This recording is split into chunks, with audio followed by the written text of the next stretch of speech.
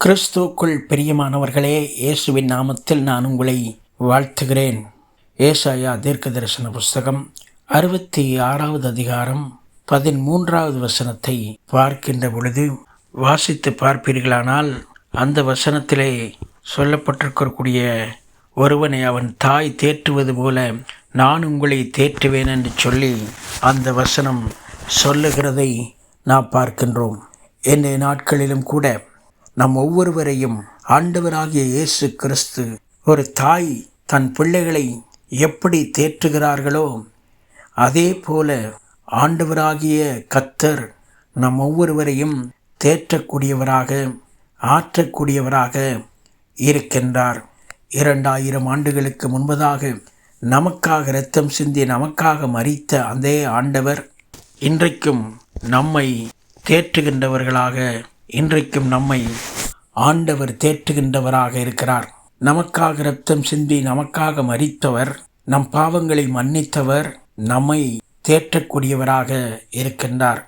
எத்தனை பாவங்கள், எத்தனை மீறுதல்கள் நாம் செய்தாலும் நம்முடைய வாழ்க்கையிலே ஒரு உண்மையான அன்பை ஆண்டவராகிய கர்த்தர் கொடுத்து நம் தவறுகளையும் தப்பிதங்களையும் மன்னித்து நம்மை அனுதினமும் தேற்றி வழிநடத்துகின்றவராக அவர் இருக்கின்றார். நாம் அவருக்கு முன்பதாக உண்மை உள்ளவர்களாக இருந்து கீழ்ப்படிதல் உள்ளவர்களாக தெய்வ பயத்தோடு நடந்து நாம் ஆண்டவருடைய மிகப்பெரிய தேற்றலை பெற்றுக்கொண்டு வாழ ஆண்டவர் அனுக்கிரகம் செய்வாராக. இந்த புதிய மாதத்தில் கர்த்தராகிய ஆண்டவர் ஒவ்வொருவரையும் தேற்றுவாராக, ஒவ்வொருவரையும் ஆற்றுவாராக, ஒவ்வொருடைய வாழ்க்கையிலும் கவலை கண்ணீரை நீக்குவாராக, ஒவ்வொருவரையும் ஆசீர்வதிப்பாராக.